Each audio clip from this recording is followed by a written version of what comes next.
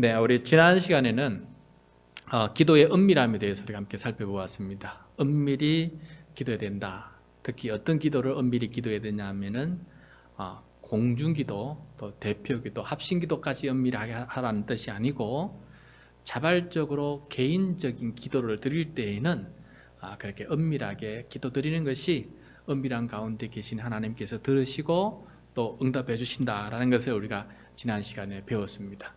또 우리가 그렇게 또 사람한테 보이고 회당에서 큰거리 어귀에서 그렇게 기도하는 이유는 우리의 낮은 자존감, 그리고 또 경쟁을 일삼는 영적 엘리트 의식들이 발휘해서 기도가 진정한 기도가 아니고 사람들한테 보여주기식의 기도가 될 수 있다는 것도 우리가 지난 시간에 함께 살펴보았습니다. 오늘은 어떤 내용이냐 하면은 이방인의 기도를 본받지 말라는 내용이에요. 그러니까 기도를 하는데 이방인처럼 기도하면 안 된다라는 것을 말씀해 주고 있습니다. 아마도 예수님께서 이방인들이 기도하는 모습을 유심히 보셨던 것 같아요.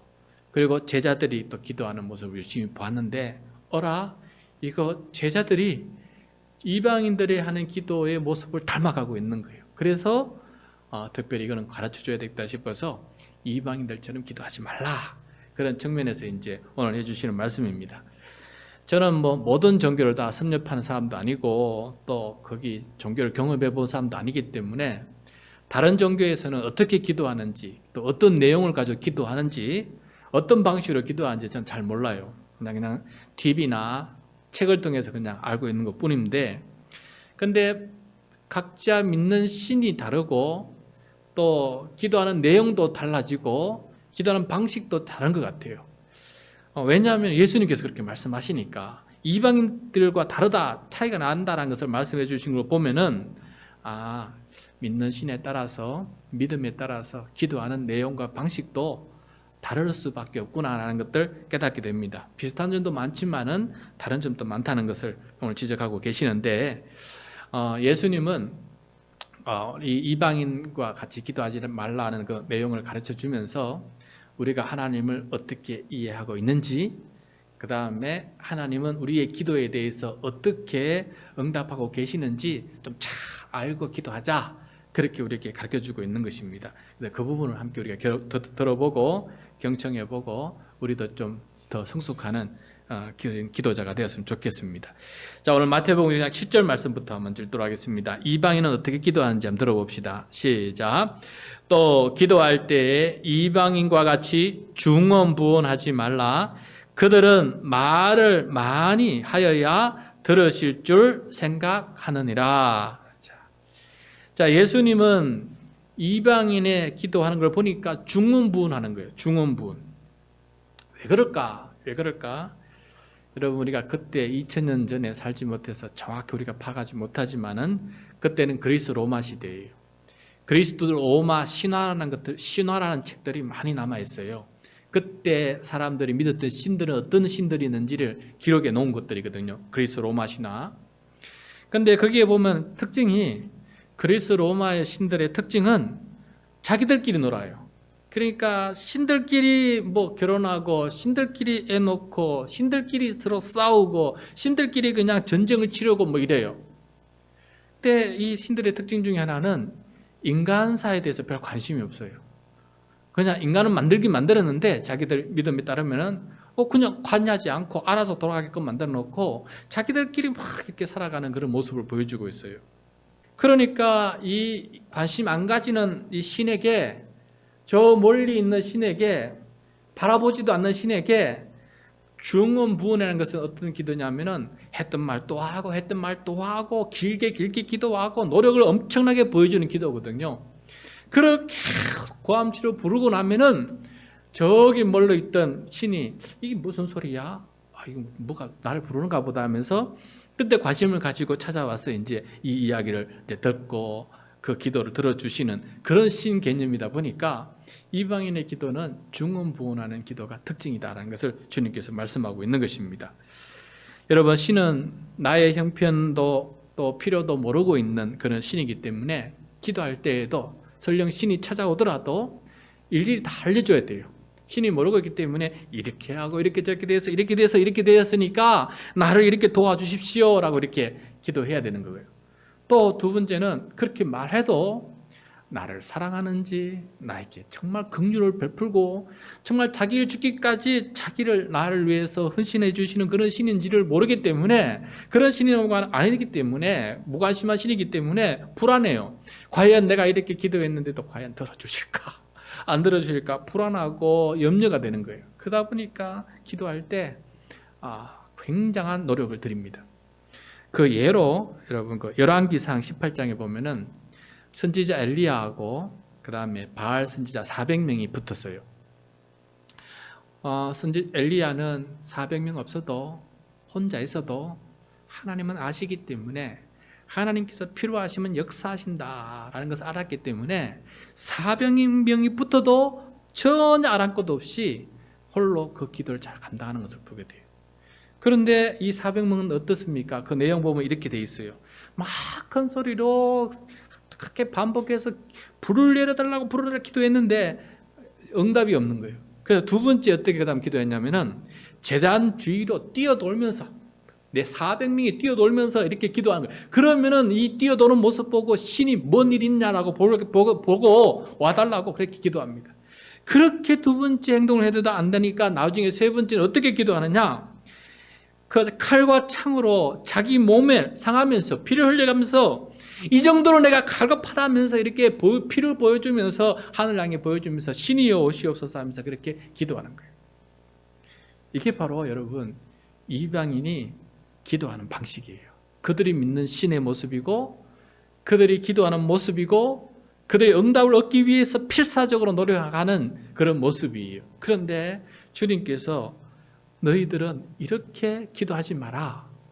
왜냐하면 하나님은 그런 분이 아니시고 너희의 기도도 그런 기도가 되어서는 안 된다는 것을 말씀해 주는 것이거든요. 어떻게 그러면 다른 것인지 한번 주님의 말씀 들어봅시다. 8절 말씀 시작. 그러므로 그들을 본받지 말라. 구하기 전에 너희에게 있어야 할 것을 하나님 너희 아버지께서 아시느니라. 여러분 멋있지 않습니까? 너무 고맙지 않습니까? 이방인 같은 그런 신을 내가 믿고 산다면은 이거 참 괴로운 거거든요. 신의 도움 한번 받으려면 얼마나 고행을 처질해야 됩니까? 그런데 오늘 말씀 보니까 구하기도 전에 너희에게 있어야 될 것을 있어야 된다는 줄을 하나님 아버지께서 이미 알고 계신다. 그러니까 이방인이 믿는 신하고 우리 그리스도인이 믿는 신은 전적으로 다르다라는 것을 깨닫게 돼요. 다르다는 것을. 그래서 우리는 중언부언 그렇게 애쓰고 수고해서 기도할 필요가 없다는 거예요. 그래서 가끔 이제 우리 어르신들 기도할 때 그런 얘기 좀 귀가 들리기도 하거든요. 옛날에 어렸을 때 보면은 고등학생 때 주님 아시지요, 주님 아시지요 하면서 기도하는 거 많이 들어봤어요. 주님 아시지요, 주님 아시지요. 그럼 그게 아주 성경적이에요. 이방인은 모르거든요. 근데 주님은 아시니까 주님 아시지요, 주님 아시지요 하면서 주님이 알고 계신다는 것을 내가 확신합니다, 내가 믿습니다라고 그렇게 말 다 안 해도 내 형편 아시는 주님 앞에 주님 아시지요 그렇게 기도하고 있는 모습을 보게 됩니다. 참 성경적인 기도다라는 생각을 해보게 돼요. 여러분 우리 선지자 이사야가 이렇게 고백한 적이 있습니다. 이사야 65장 24절 말씀인데 우리 화면을 보면서 같이 한번 읽도록 하겠습니다. 시작. 그들이 부르기 전에 내가 응답하겠고 그들이 말을 마치기 전에 내가 들을 것이며. 이거 뭐 한 단계 더 나아갔습니다. 부르기 전에도 벌써 응답을 하고 계신다는 거예요. 내 마음에 내가 입술로 꺼내기도 전에 내 마음 깊은 곳에 있는 나의 필요를 하나님께서 아시고 내가 입으로 꺼내기도 전에 하나님은 이미 응답하고 계신다는 거예요. 이걸 믿을 수 있겠습니까? 이게 우리의 믿음이 되어야 됩니다. 기도할 때. 두 번째는 말을 마치기도 전에 이미 주님께서는 내가 앞으로 할 기도도 이미 다 알고 들으셨다는 거예요. 이미 미리 들어버리셨다는 거예요. 주님은. 이런 주님이 바로 우리가 기도하는 하나님이세요. 그러니까 하나님은 우리의 형편을 잘 아시는 분이다. 모르시는 분이 아니에요. 잘 아시는 분이시다. 그분이 바로 우리 하나님 아버지시다. 그 다음에 예수님의 제자였던 사도 요한도 요한복음 2장 24절 25절에서 자기가 믿었던 주 예수 그리스도, 하나님이신 예수 그리스도는 이런 분이시다라고 고백한 내용이 나와요. 우리 화면을 보면서 요한복음 2장 24절 25절 같이 읽겠습니다. 시작. 예수는 그의 몸을 그들에게 의탁하지 아니하셨으니 이는 친히 모든 사람을 아심이요 또 사람에게 대하여 누구의 증언도 받으실 필요가 없었으니 이는 그가 친히 사람의 속에 있는 것을 아셨음이니라. 아신다. 미리 아시고 감춰져 있는 우리 마음속에 은밀한 것까지 다 아신 분이 누굽니까? 우리의 기도를 들으시는 주님이세요. 그런데 우리는 그걸 모른다고 생각하고 기도하면은 이거 바본 거예요. 미련한 거예요. 하나님은 다 아시고 마음 깊은 곳까지 우리의 속마음까지 다 아시고 기도하는데 우리는 하나님 앞에 거짓으로 치장하면은 가소롭다라고 하지 않겠어요? 네가 너무 정말 속이고 있구나. 나를 속이고 있구나. 나는 이미 네가 말하기 전에 너의 기도조차도 알고 네 마음도 다 알고 있는데 너는 왜 자꾸 가식적으로 그렇게 기도하냐. 그렇게 말씀하실 분이 바로 우리 주님이시다는 거예요. 이방인의 신은 그렇게 말하지도 않습니다. 네가 가식이다. 그런 말 탈지도 몰라요. 그게 말할 상대도 안 됩니다. 모르니까. 그러나 우리 하나님 아버지는 그렇게 말씀하시는 분이시다라는 것을 오늘 가르쳐주고 있습니다. 자, 그렇다면은 이방인이 아니라 이렇게 이미 우리에게 있어야 될 것을 알고 기도하기 전에 이미 응답하고 계시는 주님을 믿는다면은 그런 믿음의 사람은 기도 내용이 어떻게 될까? 그런 믿음의 사람은 기도를 어떻게 할까? 그게 중요한 거 아니겠습니까? 중언부언하지는 않을 거예요. 분명히. 그거 모르는 줄 알고 자꾸 똑같은 말을 반복하고 아세요라고 그렇게 기도하지 않을 거예요. 간략하게 이미 다 알고 계시니까 그 부분에 대해서 진솔한 대화를 나눌 것입니다. 그런데 주님께서 그런 믿음을 가진 사람은 이렇게 기도하는 것이 좋겠다 하면서 기도의 본을 하나 가르쳐줘요. 그게 바로 우리가 늘 암송하는 주기도문, 주님의 기도 아니겠어요? 네, 주기도문, 우리 오늘 마태복음 6장에 나와 있는 이 번역은 우리가 암송하는 거하고 조금 번역이 좀 다르긴 하지만은 그런 마음을 가지고 한번 읽어봅시다. 아, 우리의 필요를 다 아시는 분이기 때문에 그럼 나는 어떻게 기도하는지를 오늘 주기도문을 통해서 한번 우리가 알아봅시다. 9절부터 13절 말씀 같이 한번 읽도록 하겠습니다. 시작. 그러므로 너희는 이렇게 기도하라. 하늘에 계신 우리 아버지여, 이름이 거룩히 여김을 받으시오며 나라가 임하시오며 뜻이 하늘에서 이루어진 것 같이 땅에서도 이루어지이다.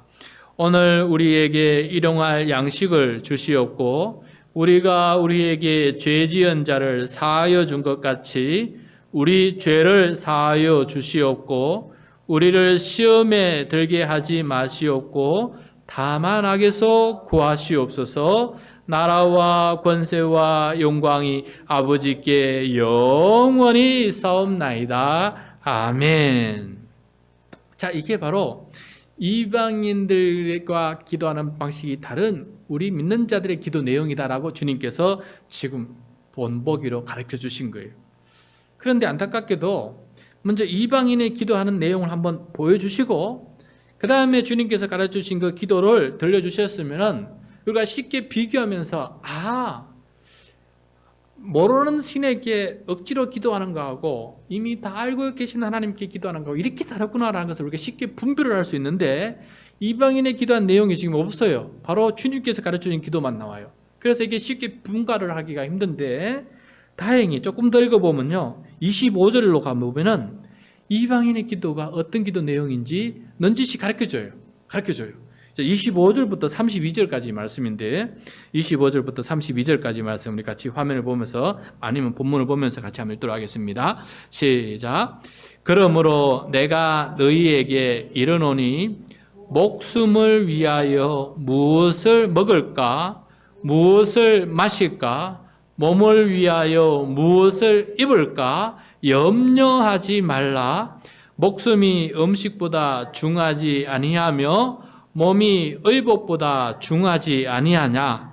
공중의 새를 보라. 심지도 않고 거두지도 않고 창고에 모아들이지도 아니하되 너희 하늘 아버지께서 기르시나니 너희는 이것들보다 귀하지 아니하냐? 너희 중에 누가 염려함으로 그 키를 한 자라도 더할 수 있겠느냐? 또 너희가 어찌 의복을 위하여 염려하느냐? 들의 백합화가 어떻게 자라는가 생각하여 보라. 수고도 아니하고 길쌈도 아니하느니라. 그러나 내가 너희에게 말하노니 솔로몬의 모든 영광으로도 입은 것이 이 꽃 하나만 갖지 못하였느니라. 오늘 있다가 내일 아궁이에 던져지는 들풀도 하나님이 이렇게 입히시거든 하물며 너희일까 보냐? 믿음이 작은 자들아. 그러므로 염려하여 이기를 무엇을 먹을까? 무엇을 마실까? 무엇을 입을까? 하지 말라. 이는 다 이방인들이 구하는 것이라. 너희 하늘 아버지께서 이 모든 것이 너희에게 있어야 할 줄을 아시느니라. 자, 여기서 여러분 32절에 보면은 이는 다 이방인들이 구하는 것이라고 하지 않았습니까? 그러니까 무엇을 먹을까, 무엇을 마실까, 무엇을 입을까, 이것을 염려해서 기도하는 것은 바로 이방인이 드리는 기도고, 기도 내용이 다 그런 거예요. 무엇을 입을까? 이거 입게 해주세요. 이거 먹게 해주세요. 이거 마실 거 해주세요. 이거예요. 이게 그냥 눈앞에 있는 육신의 그 즐거움을 향해서 그걸 위해서 늘 그게 없을까 싶어서 염려하면서 늘 그걸 놓고 기도하는 거예요. 이게 바로 이방인이 기도하는 거예요. 그런데 우리 주기도문에 보면은 그런 기도가 없어요. 그런 기도가. 다만 한 가지 거기에 보면은 뭐가 있냐면은 일용할 양식을 주옵시고라는 기도가 있어요. 일용할 양식을. 근데 이것조차도 이방인이 기도하는 것 내용이 다른 거예요. 어떻게 다르냐면은 오늘 일용할 양식이에요. 내일 먹을 양식 걱정하지 않습니다. 그냥 오늘 먹을 양식만 생각해요. 그리고 이건 어떤 의미가 있냐면은 광야에 출애굽에서 광야에 걸어갈 때 매일 아침마다 하늘에서 만나가 떨어졌어요. 그게 일용할 양식이에요. 그런데 매일 아침마다 만나가 떨어졌기 때문에 내일 무엇이 떨어질지 염려를 안 하는 거예요. 그리고 그 만나는 누구든지 더 먹는 사람도 없고 덜 먹는 사람도 없고 누가 동이 다 배불리 먹을 수 있도록 그렇게 주시는 거기 때문에 먹는 것 때문에 걱정하지 않는 기도가 바로 지금 일용할 양식을 달라는 그런 기도예요. 그런 걸 생각해 본다면은 예수님께서 우리에게 가르쳐 주신 기도 중에는 우리가 이방인처럼 기도하지 않는 내용이 있어요. 그것은 바로 공중의 새도 기도하지 않는 것을 이방인은 기도하고 있는 거예요. 공중의 새도 기도하지 않는 것을 이방인은 염려하고 기도했어요. 들의 백합화도 염려해서 기도하지 않는 것을 이방인은 기도하고 있어요. 그런데 그것을 보니까 제자들도 그걸 놓고 기도하는 거예요. 공중의 새도 염려하지 않고 하나님께서 주신다고 믿고 살아가는데 들의 백합화도 하나님께서 주신다고 믿고 살아가는데 제자들이 이방인들처럼 무엇을 먹을까 무엇을 마실까 무엇을 입을까라고 기도하고 있으니 주님께서 말씀하시는 것입니다. 그게 바로 이방인들이 자기 신에게 염려를 가지고 기도하는 방식이다라고 말씀해 주신 거예요. 그래서 너희는 그렇게 기도하지 말라. 그렇게 기도해서 어떻게 하나님의 뜻이 이루어지고 하나님 나라가 이루어지겠나 하시면서 주기도문을 가르쳐 주신 거예요. 그럼 한번 생각해 봅시다. 여러분, 내가 기도해서 하나님께 알려드리고 싶은 것, 또 하나님께 달라고 요청하고 싶은 것이 있는데 하나님께서 이미 이거 다 알고 계신다면 우리가 좀 구태여 그것을 알려주고 그것을 구하는 기도가 필요하겠느냐라는 것을 말씀해 주고 있어요. 어쩌면 그것은 하나님을 불신하는 기도이고 하나님께서 이미 돌보시고 계시는 그것을 믿지 않는 의심의 기도가 될 수 있다는 것을 오늘 우리가 생각해 볼 필요가 있습니다. 그래서 있어야 할 것은 있게 해 주신다. 참 큰 믿음이죠. 하나님 나한테 있어야 될 것은 있게 해 주신다. 없는 것은 지금 없어도 괜찮은 것이다. 그래서 안 주시는 것이다. 있어야 될 것이면 주신다. 그것이 우리의 믿음입니다. 그런 믿음을 가지고 있으면은 우리가 필요 없는 기도가 참 많다는 것을 깨닫게 됩니다. 불안해서 염려해서 기도하지 않아도 될 것을 우리가 계속 염려하고 불안해서 기도하는 거 있는 것들이 많다라는 것을 우리가 깨닫게 돼요. 그래서 예수님께서 결론적으로 말씀하십니다. 32절, 33절, 32절, 33절 같이 읽겠습니다. 33절 같이 읽겠습니다. 시작. 그런즉 너희는 먼저 그의 나라와 그의 의를 구하라. 그리하면 이 모든 것을 너희에게 더하시리라. 자, 먼저 하나님의 나라와 의를 구하는 기도. 이방인들은 전혀 생각도 못하는 기도인데 너희가 하나님 아버지의 나라와 의를 먼저 구하면은 그러면 나머지 것들은 하나님께서 구하지 않아도 다 더해 주신다라는 그런 말씀을 해주고 있습니다. 여러분 오늘 이 말씀을 예전과 좀 더 다르게 이렇게 제 마음에 다가왔습니다. 그래서 이 말씀을 묵상하면서 이런 생각을 한번 해보게 되었어요. 우리에게 가장 중요한 것은 의식주를 해결하는 것. 이건 돈을 벌어야 해결하지 않습니까? 광야와 달리 약속의 땅에 들어가서는 그때부터는 하늘의 만나가 끊어졌기 때문에 농사를 지어야 돼요. 그래서 일용할 양식을 얻게 됩니다. 근데 그때 당시에는 다 일용할 양식을 얻을 수 있을 만큼 충분히 그렇게 농사를 지었다고 말하고 있어요. 기근이 있을 때에는 힘들었던 어려운 점도 있지만은, 그 다음에 오늘날은 우리가 의식주를 얻으려면 어떻게 해야 되냐? 직장에서 일을 해서 돈을 벌어야 됩니다. 그래야 의식주를 해결할 수 있는 거예요. 그런데 우리가 이걸 놓고 기도를 해야 되나 말아야 되나, 이게 이제 오늘 말씀 생각하면 고민되지 않습니까? 의식주를 놓고 기도를 해야 되나 말아야 되나. 하나님께서 나에게 의식주가 필요하다는 것을 알고 계시는데 내가 이것을 염려하고 두려워하고 기도를 해야 되나 말아야 되냐라는 것이.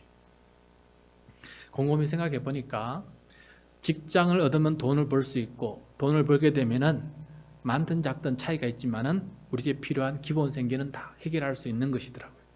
그리고 직장도 내가 만들어 달라고 해서 만들어진 게 아니고 이미 다 만들어져 있어요. 곳곳에 직장이 있습니다. 그리고 지금도 수많은 사람 직장에서 사람을 찾느라고 난리예요. 그런데 이제 우리는 우리의 조건에 맞는 걸 찾기 위해서 기다리는 것 뿐이지 직장이 없어서 일용할 양식을 얻지 못하는 경우는 없습니다. 건강상 뭐 다른 여건상 힘든 부분이 있든 몰라도 직장이 없어서 돈을 못 벌 수 있는 그런 상황은 아니다는 거예요. 이 상황을 보니까. 그래서 그런 생각이 들었습니다. 의식주를 준비하기 위해서 내가 굳이 기도 안 해도 내가 나가서 일만 하면 다 얻을 수 있도록 다 이 상황이 그렇게 되어 있구나 하는 생각이 들었어요. 그래서 무엇을 먹을까, 무엇을 입을까, 또 이런 것들 생각하지 말고 그냥 나가서 일을 하면 되는 거예요. 그다음에 이제부터 제가 이제 그런 고민이 들었어요. 자, 그러면은 그 이후로 그럼 우리가 진짜 기도해야 될 내용은 뭐냐? 의식주를 놓고 기도 안 해도 좋다. 그러면은 이미 다 하나님께서 준비하고 계시니까 가서 일하면 된다. 게으르지 않고 일하면 되는 것이다. 그런데 그 다음 우리 어떻게 기도해야 되느냐? 그 가운데에서 하나님의 나라와 의를 이루는 기도를 드려야 된다라는 것을 생각하게 되었어요. 첫 번째로 부하게도 마옵시고 가난하게도 마옵시고 또 어떤 형편에 있든지 그 형편에 따라서 때로는 부하고 가난할 수도 있는데 자족하는 비결을 배울 수 있도록 도와주셔서 어떤 상황에서든지 바울처럼 하나님께 감사하며 사는 사람이 되게 해주십시오. 저는 이 기도가 우리가 드려야 될 기도다는 생각을 해보게 되었어요. 이 기도가 우리가 드려야 될 기도다. 두 번째, 돈이 우상이 되지 않도록 기도해야 된다는 생각입니다. 돈이 우상이 되지 않도록.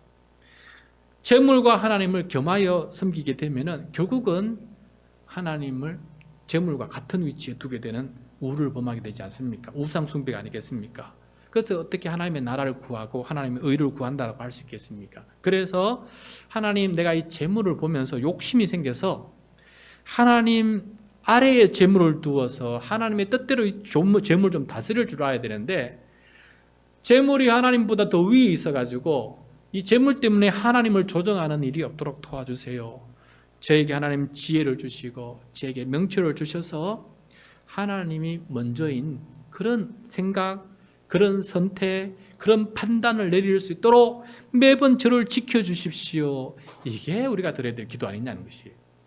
그 다음에 어떤 직장이 하나님 뜻에 합당한지 기도해야 되겠죠. 직장을 주시옵소서가 중요한 게 아니고 어떤 직장이 하나님 뜻에 합당한지를 기도하는 사람이 되어야 되지 않겠어요?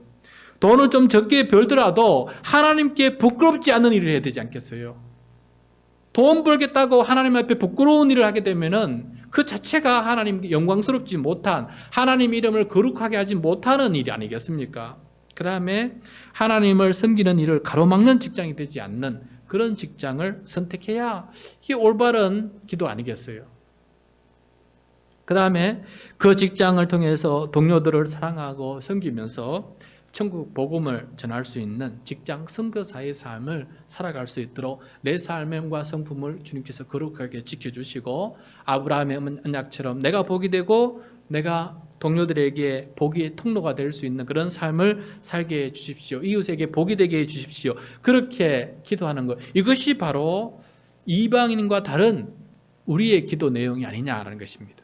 그러니까 중요한 것은 하나님께서 우리에게 주신 것을 가지고 우리가 어떻게 하나님의 뜻을 이루며 살아갈 수 있을까? 어떻게 인간적인 염려와 두려움을 뛰어넘어서 이방인 수준의 기도를 뛰어넘어서 하나님을 온전히 신뢰하고 하나님을 믿음 안에서 그렇게 살아갈 수 있는 기도자로서 하나님께 기도할 수 있을까? 이것이 바로 오늘 주님께서 우리에게 주시는 기도의 도전이에요. 이렇게 기도할 수 있는 사람이 되라. 이런 기도자가 되라라고 지금 우리에게 그렇게 말씀하시는 내용입니다. 안 그러면은 이방인처럼 그냥 중언부언하면서 그저 부하면 성공하면은 좋다고 그 성공을 위해서만 기도하게 되게, 그저 돈만 따라다니느라고 하나님은 저 멀리하고 그저 돈만 많이 주는 직장이면은 예배고 뭐고 별로 중요하지 않게 돈만 있으면 된다고 생각하고 그렇게 쫓아가는 사람이 되지 않습니까? 그것이 바로 이방인의 기도 모습이고 이방인의 살아가는 모습이라는 거예요. 늘 염려와 두려움과 불신 때문에 필요 이상을 쌓고 경쟁하다시피 그렇게 쌓는 일에 몰두하다 보면은 돈의 노예가 되고 돈의 종이 되어서 그렇게 살아가고 만다라는 것을 우리 주님께서 또 말씀해 주는 내용 아니겠습니까? 오늘 밤에는 이방인을 본받아서 기도하지 말라는 이 주님의 음성을 들으면서 구체적으로 어떻게 그러면 이방인을 본받지 않는 것인지를 오늘 살펴보게 되었습니다. 그게 세 가지인데 오늘 밤에 이것을 기억하면서 함께 기도했으면 좋겠습니다. 첫 번째는 우리가 기도할 때 우리에게 있어야 할 것을 하나님께서 이미 알고 계시는 분이심을 알고 믿고 신뢰하는 것입니다. 그럼 그 기도 안 해도 되는 거예요. 여러분, 이게 굉장히 중요한 것입니다. 하나님께서 나에게 있어야 될 것을 알고 계시고 이미 그것을 준비하고 계시고 믿는다면은 그 부분에 대해서 하나님을 불신하고 더 이상 기도할 필요가 없는 거예요. 그냥 하나님 믿습니다 하고 나왔고 다른 하나님의 의를 구하는 기도로 바꾸어서 기도하는 것이 더 지혜로운 기도자의 모습이에요. 이방인과 같지 않는 기도자의 모습이에요. 여러분, 저는 저희 딸이 이제 고2인데 저희 첫째도 그렇고 둘째도 그렇고 지금 셋째도 그렇지만은 수능 앞두고 40일 특별기도 이런 거 안 합니다. 그리고 좋은 대학, 좋은 과를 가게끔 해달라고 기도하지 않습니다. 그리고 생각하는 것보다 더 나은 데 가라고도 기도하지 않습니다. 저는 간단해요. 지 실력에 맞는 학교, 학과를 가게 해주시고 그래야 하나님 공정한 세상입니다. 우리 아들과 딸들이 지 실력이 아닌 점수가 나오는 것은 이거는 불공정한 것입니다. 딱 지가 공부한 만큼 나오면 좋겠고 다만 기도드리는 것은 분별을 좀 잘 할 수 있도록 도와주세요. 그렇게 분별해도 그 대학, 그 과학 가더라도 그 과 살리진 사람이 대부분 없지만은 그래도 미리 지혜를 좀 주셔서 자기 달란트에 맞는 그런 과면은 가서 좀 재밌게 하지 않겠습니까? 두 번째, 나중에 하나님의 나라에 쓰임받을 수 있는 그런 과라면 좋겠습니다. 그 부분에 대해서는 기도하지만은 안 될 거를 더 성적 높이게끔 막 해달라고 기도하고 이런 기도는 할 필요가 없다는 것을 저는 생각하고 저는 그 부분에 대해서 기도하지 않습니다. 그것처럼 여러분, 우리도 곰곰이 생각해 보면은 염려와 근심, 걱정 때문에 하나님께서 하고 계시는 일들을 오히려 불신하는 기도를 하고 있지 않는가 한번 여러분 나름대로 한번 생각해 보십시오. 각자 다 하나님께서 주신 게 다르니까 그렇게 한번 생각해 보시고 어떤 나는 이방인처럼 기도하고 있느냐 하는 생각해 보시고, 두 번째는 우리가 기도할 때 이방인처럼 중언부언 기도하지 말라는 거죠. 이게 뭐냐면은 이거 참 하나님께서 안 들어주신 것 같고 지금 응답이 없으니까 혹시 하나님 이거 모르고 계신 거 아닙니까? 그리고 두 번째로 내가 10분 기도하는 것보다 그 문제를 놓고 20분 기도하면은 하나님께서는 그 부분을 더 많이 알아주시고 더 많이 기도 응답해 주신다고 하는 나의 공로 사상에 의지해서 기도하는 일이 없어야 되겠다는 것입니다. 나의 공로를 믿지 말고 하나님을 신뢰하고 나의 노력에 의지하지 말고 내 감정을 의지하지 말고 하나님의 약속을 붙들고 그렇게 기도하는 사람이 되는 것, 이것이 바로 중언부언 기도하지 않는 것 아니겠습니까? 차라리 더 주신 것에 이미 감사하고 또 앞으로 주실 것에 더 감사하면서 그렇게 하나님의 뜻을 향해 나아가는 기도를 드린다면 훨씬 더 하나님께 합당한 기도가 될 것이라는 생각을 해보게 됩니다. 그 다음에 세 번째, 무엇을 먹을까, 무엇을 마실까, 무엇을 입을까, 이것을 염려하는 기도가 아니라 이제는 그 대신에 어떻게 먹을까, 무엇이 아니고 이제 어떻게입니다. 어떻게 마실까, 어떻게 입을까, 어떻게 하면 하나님의 뜻을 이룰 수 있을까, 그것을 통해서 이것이 우리의 기도 내용이 되어야 된다라는 것을 말씀해 주고 있습니다. 우리에게 이런 걸 받는 게 중요한 것보다는 그것을 받은 것을 솔직히 말해서 어떻게 하나님의 뜻 가운데 잘 써서 선한 열매를 맺는 것이냐, 이게 더 중요한 것이에요. 그거 모르는 상태에서 뭔가 큰 걸 받아 놓으면은 그것이 자기에게 화가 돼요. 화가. 예를 들어서 복권을 산 사람들의 대부분이 그렇다지 않습니까? 그 복권 때문에 그 인생이 더 불행해졌다지 않습니까? 받은 복을 처리할 줄 모르는 지혜가 없으면은 그 인생이 자기를 망치는 거예요. 그런데 그게 성공한 사람은 그 돈을 가지고 참 선하고 지혜롭고 알차게 많은 사람들을 이롭게 하면서 그렇게 잘 쓰는 사람은 그 돈이 오히려 복이 되었고, 그렇지 못한 사람은 화가 되었다는 것을 말씀해 주고 있습니다. 그래서 무엇을 달라는 게 중요한 기도 제목이 아니고 더 중요한 것은 이것을 어떻게 사용할 것인가, 어떻게 사용해서 하나님께 기쁨이 될까, 이것이 우리에게 더 귀한 기도 제목이다. 그래서 적으면 적은 대로, 많은 대로 하나님의 뜻 가운데 쓰는 것이 가장 바람직한 그런 기도다라는 것을 오늘 배우게 됩니다. 이 세 가지를 기억하면서 오늘 밤에 이방인의 기도를 본받지 않는 기도자가 되게 해주십시오 라고 그렇게 자기 자신을 성찰하면서 우리의 기도를 한번 되돌아보는 그런 좋은 시간 될 수 있기를 간절히 소원합니다.